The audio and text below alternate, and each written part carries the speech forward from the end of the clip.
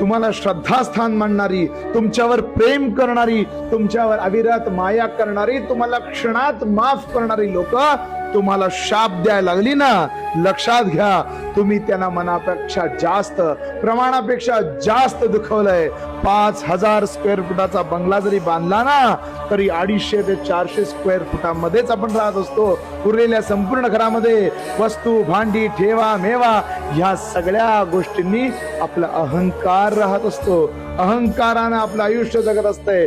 माणसाच्या मनामध्ये याच्याविषयी चांगलं, त्याच्याविषयी वाईट या सगळ्या गोष्टींनी माणसाच्या मनातला अहंकार वाढत असतो. म्हणून लक्षात घ्या, तो अहंकार जोपर्यंत ठेचत नाही, त्या अहंकाराला जोपर्यंत नायनाट करत नाही, तोपर्यंत गाभाऱ्यातला भगवंत आपल्याला भेटत नाही.